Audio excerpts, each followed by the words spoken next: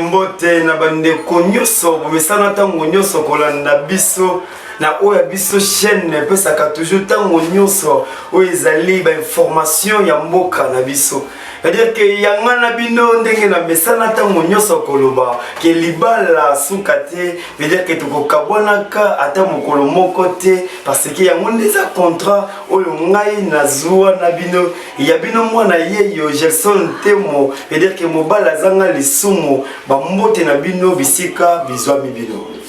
Ndenge to mesana toujours koloba que ceux qui toye tolaka toujours ko pesa bino o ezali d'information comment fait-il que mboka na biso ezotambola nini o ezali koleka na kati ya kolo Congo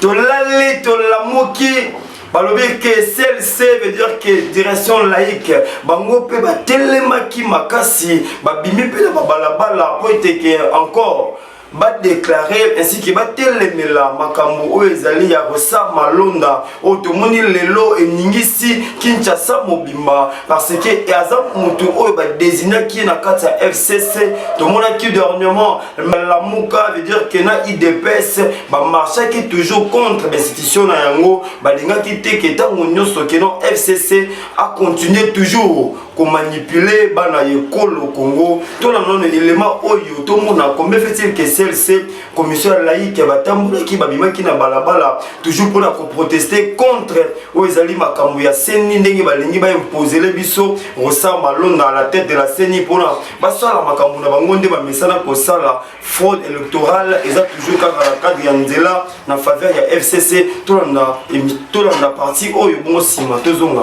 to ba nini oyo to kolobela la kati na yango to la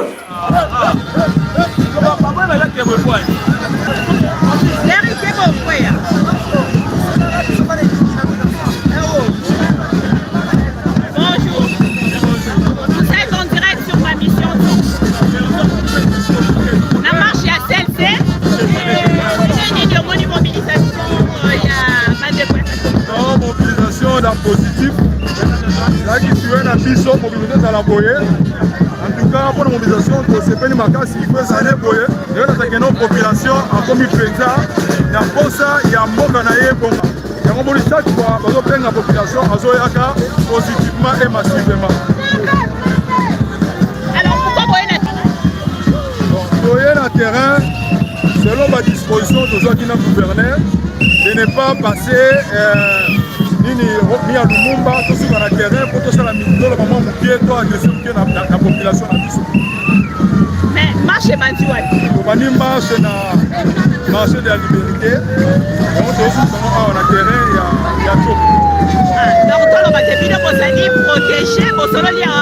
en collaboration avec le gouverneur de la ville. Bon, protéger les amours pas si mains, il dit que le soleil est gouverneur de la ville, nous sommes à disposition. On n'est pas comme ma gaz lacrymogène, la plus de Touana, et de l'Union ça, la Boypona, les alliés marche chrétienne, il faut que la seconde nous allions plus sur notre saline à niveau opposé que malade. Merci beaucoup. Alors, vous en avez vu marche à CLC, comité laïque de coordination, au Binonion Soboyebi. Bon, Bazali, pour marcher, marche Bandaki n'est pas. Marche Bandaki n'a marché de la liberté. Et Awa Baye Bongo, comment ça l'amour?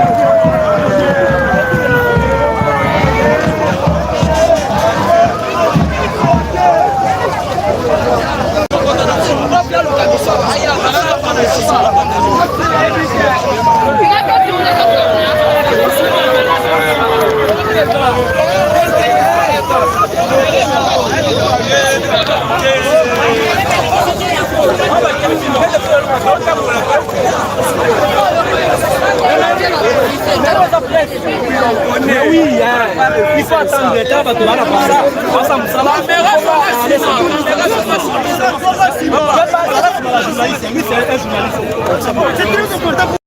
Nous sommes des chrétiens. Oui, c'est les chrétiens qui C'est bon.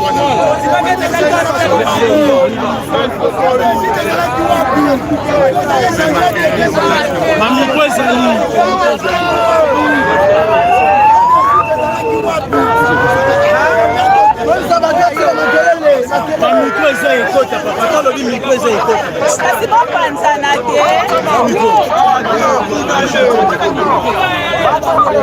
yeye fe bapanzana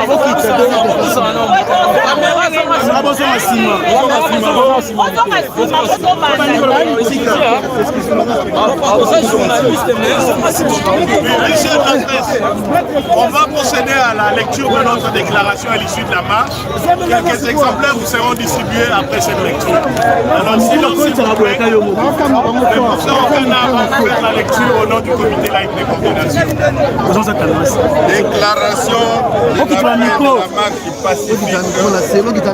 19 juillet 2020. Le comité laïque de coordination et les mouvements citoyens partenaires remercient l'ensemble de la population congolaise pour avoir pris part à la présente marche pacifique. Ils expriment leur reconnaissance à l'archevêque métropolitain de Kinshasa, le cardinal Freedom Ambongo, et aux autorités de l'Église du Christ au Congo pour avoir accordé leur appui à cette initiative. Nos remerciements s'adressent aussi aux partis politiques et à toutes les forces sociales qui ont pris une part active à la réussite de cette manifestation populaire par la mobilisation de leurs membres. Notre revendication principale de ce jour est d'exprimer clairement notre refus et notre indignation de nous voir imposer des soi-disant nouveaux animateurs de la CENI choisis de manière expresse parmi ceux qui portent impunément la lourde responsabilité de la débâcle des simulacres d'élections de 2018. Un tel comportement est non seulement une manière d'accorder une prime au chaos électoral passé, il est surtout une insulte à l'égard de notre peuple pour tant de sacrifices consentis jusqu'à payer au prix du sang le droit de désigner librement ses représentants à tous les niveaux de charges publiques électives. Nous exigeons, avant toute désignation d'une quelconque nouvel animateur, d'abord l'audition et l'examen du rapport d'activité de l'équipe sortante de la CENI, y compris l'audit des comptes et des dépenses effectuées conformément à l'article 52 de sa loi organique. Nous exigeons ensuite la révision de cette loi de la CENI au vu des difficultés ou des déficiences qui seront constatées au regard des attentes des électeurs. Une autre revendication majeure porte sur les propositions de loi scélérates sur la caporalisation de la magistrature qui ont été rapportées à la session du mois de septembre de l'Assemblée nationale au lieu d'être soumises à un retrait inconditionnel et irrévocable. Le CLC a accueilli avec joie la décision du président de la République de ne pas cautionner l'entérinement irrégulier du candidat qu'on avait voulu imposer à la tête de la CENI. Cette démarche va dans la bonne direction. Aussi, le CLC encourage le chef de l'État à continuer de faire montre des sens élevés des aspirations légitimes du peuple et surtout à persévérer dans la même direction pour toutes les autres revendications ayant justifié notre mobilisation, ainsi que celles des autres forces vives et politiques. Pour sa part, le CLC ainsi que les mouvements citoyens partenaires tiennent à rassurer l'ensemble de notre peuple qu'il reste mobilisé jusqu'à l'aboutissement de nos exigences par toutes les institutions de la République, notamment l'Assemblée nationale. Vigilance citoyenne oblige. Le CLC et ses partenaires se réservent le droit de renouer avec la rue par d'autres marches pacifiques si les revendications légitimes de notre peuple ne sont pas entendues jusqu'au bout. Fête à Kinshasa ce dimanche 19 juillet 2020 pour le comité laïque de coordination, le coordinateur national, professeur Isidore Naïvel Ensem. Je vous remercie. Merci beaucoup. Il y a une grande loi de presse.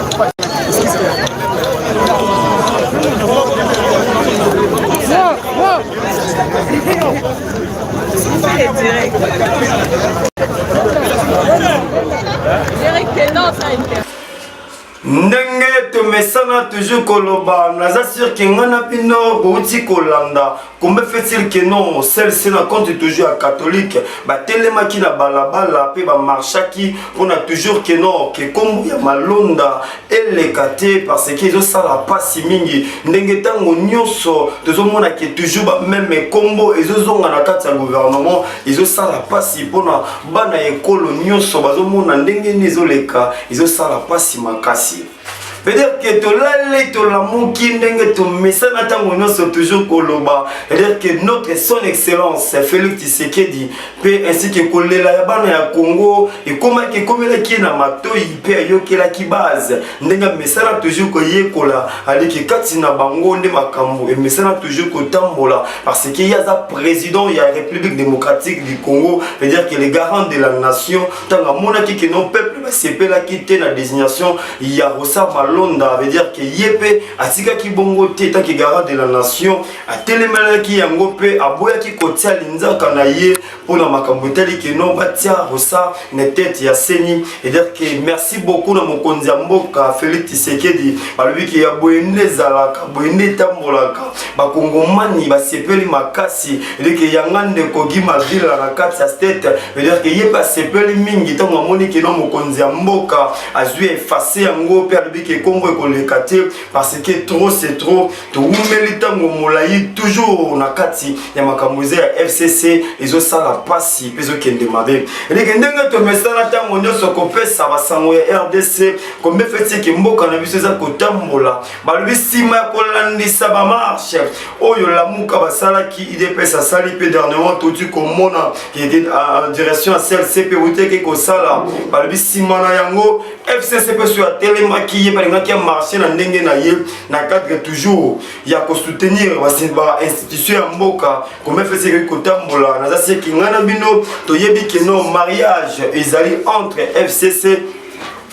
na cash veut dire que mariage ezali basali o ba bengi coalition bangonde mutu bazali komema mboka na biso RDC ba yebi nini oyo bango bazo sala. Veut dire qu'ils ont fait ça pas si makasi parce que peuple azomona eloko moko ya malonga tête depuis batomi balé basangana ki FCC na cash abiki jusqu'aujourd'hui résultat malonga ozo pesa zate yango population balela ki pe basenga ki na mokonzi ya mboka bakabola libala oyo ya Fati na Kabila veut dire que ils ont fait ça passe na ba kongomani parce que bango si balembi mokonzi ya mboka soki okoyoka ekosala lengi makasi parce que RDC ceux qui baboyi babi que non le peuple gagne toujours la moka Congo boka kabisi lengi wapi touta ki komone encore notre son excellence Félix Tshisekedi veut dire que mona ya mboka mokonzi ya mboka veut dire que babenga ke Fati Beton auta ki encore nommer oza ba généraux un peu qui na batu mususu na kati ya institution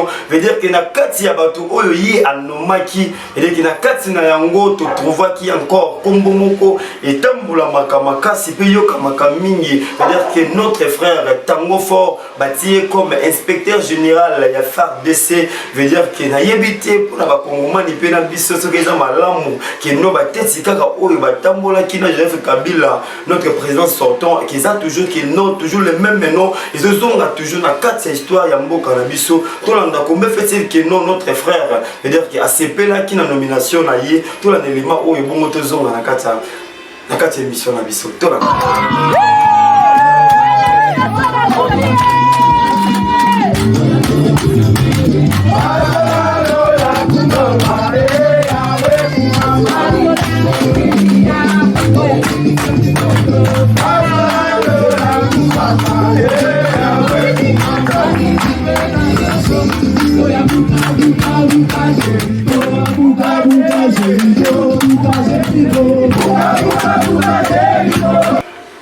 Naza sûr que Bouti Kolanda, combien fait-il que non, moi na Yamboka Tango Fort, où Yazalaki ancien président Yavita, je veux dire qu'il va nommer a commis encore inspecteur général ya FARDC, je veux dire qu'il va naper Yamboka, et ça va sousou, va commettre la kibiso, va s'épeler na yangote, pourquoi toujours qu'il va même maintenant, ils ont continué toujours qu'aux zonga, toujours ébatté, l'ibala OYOP, Yabiso président de la République Fati, à bon il ne peut pas penser, veut dire que toi, mais le Kakoloba. Tozotala bangonde mutu baza bagarde de la nation bazotambusa mboka bayebi nini oyo baza kosala peut-être que tolale tolamoki ndenge tomesana toujours koloba ya ngandeko ya makila ya kati veut dire que Mateusz Masubi mutu asala kapo image bi makitoko makasi na kati ya Viva Africa TV confusion totale veut dire kaza wona soki olingi kino obenga ye a filmer pour na fête na yo ou anniversaire na yo numéro za na se wana benga ye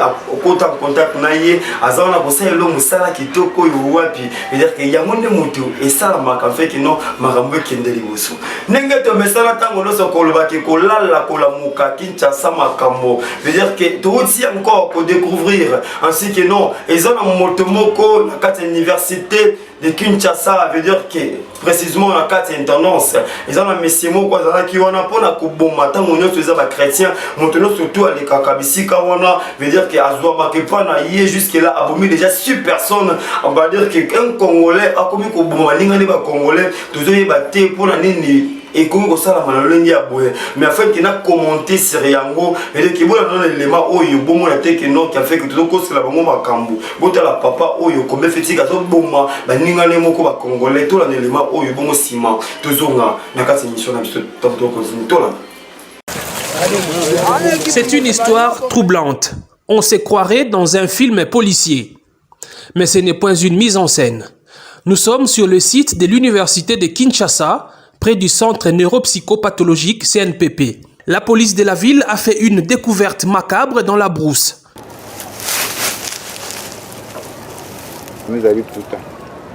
Des restes de plusieurs corps humains enterrés dans des conditions mystérieuses.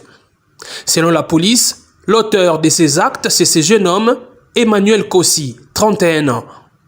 Depuis plusieurs années, il cible les personnes qui se retirent dans cette partie de la ville pour la prière. Les hommes du général Silvano Kasongo ont mis la main sur lui grâce visiblement au ciel qui n'a pas voulu que cette aventure meurtrière continue.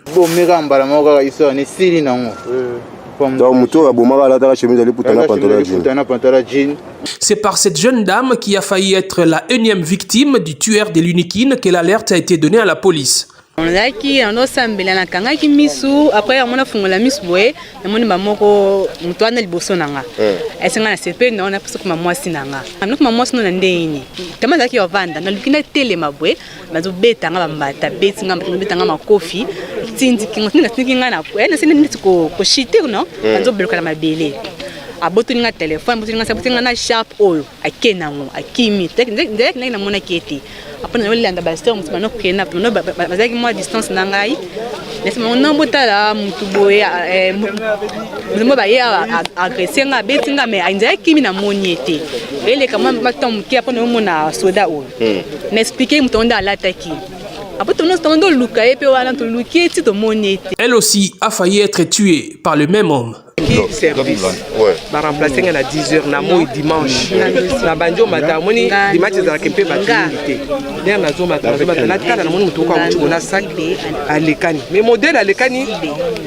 na sonya maboma mais oyo na moni kona za komate kitili ko loande te ngi azaki na mbeli na maboko. Est-il un déséquilibré mental qui se serait évadé du CNPP? Difficile d'y répondre car l'homme qui a tout l'air d'un illuminé affirme avoir agi en âme et conscience. Désolé, on est en Zambé. Hein? Zambé. Hey! Pourtant Zambé, tu es Zambé au Marabatou. Ayano lenga, alobike. Na ki andi Moïse eti Samuel na sisi moto oyo na bomi. Moi si kaka moko mibali 5. Na 6 personnes ya bomi, 5 mibali, une fille. Le commissariat provincial de la police promet de renforcer des mesures sécuritaires dans ces coins isolés du site universitaire où des milliers de personnes vont chaque année prier. Le commissaire provincial recommande en même temps à ceux qui vont en pèlerinage d'être prudents quand ils entrent en brousse.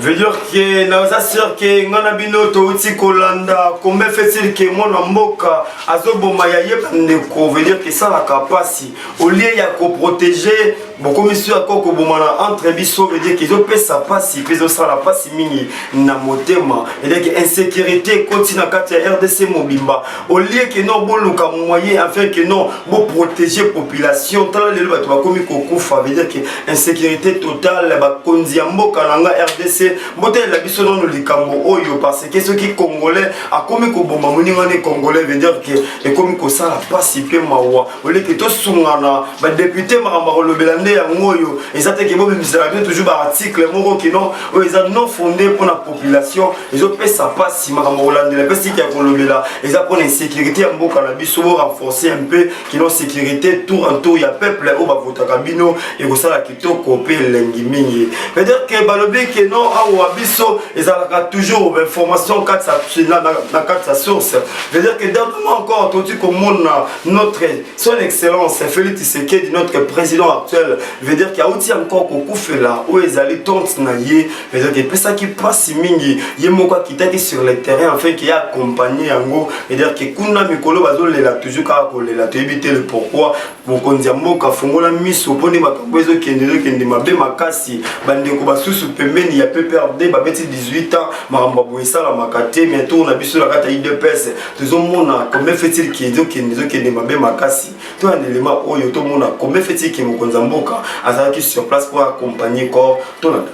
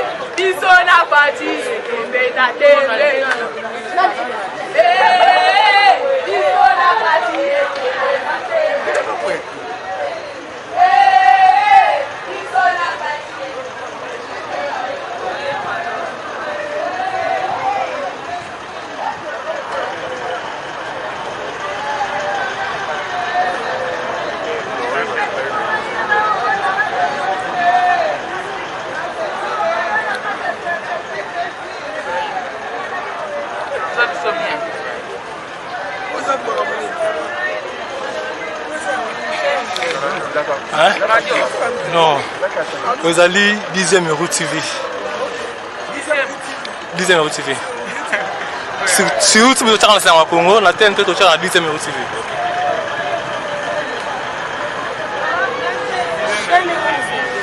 Dixième euro.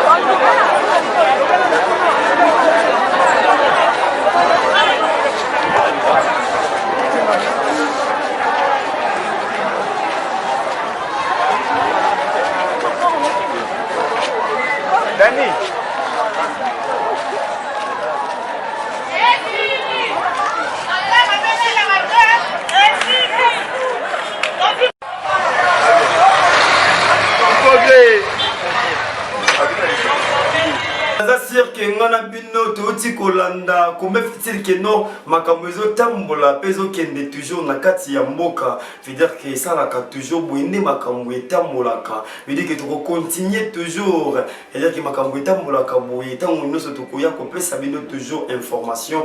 mikolo uti koleka tumona ki encore que non ndeko na biso moko ya mwasi na mboka ya Brésil précisément na São Paulo autaki kokufela mwana na ye na mboka Angola veut dire que ça là qui passe moi nazaki balle perdu veut dire akufaki na mokolo ya lobby ekaki na mokolo ya samedi bango bavandaki na matanga veut dire que no asangana ki pona ba partager moi loko siki mawa veut dire que pesa qui passe mingi ndeko na biso Ameda veut dire qu'Amélia veut dire que mes condoléances n'a pas toujours qu'il y a émission Nabiso Oyo tout le monde qui a fait que tout les simple information toujours afin que tout se soutenir veut dire que ce cause ali tikanzambe ya lola à soutenir yo à consoler mon thème en état que maman il est que kokobungi sa mona o azana âge de 17 ans et ça la capacité mingi si cause ali tikanzambe ya lola ale ka toujours kosunga yo to komi na biso na suka nde makambo ekenda ka toujours nde na mesala koloba kingana bino libala suka te bino mona yeyo c'est-à-dire que j'ai sonté mon mobile ya zanga lisumu na pesi bino ba mbote bisika bizwami bino ba ono surtout balanda biso na kati ya Viva Africa TV confusion totale na pesi bino mbote na pesi bana Canada so mbote c'est-à-dire que na pesi bana États-Unis mbote na pesi bana ya partout dans le monde Europe wapi Kinshasa mobimba pourquoi pas bana est ainsi que na Bunia bien surtout na pesi bino ba mbote belé c'est-à-dire que tout ça toujours ensemble mbasi matango tokozonga etambola ka toujours boye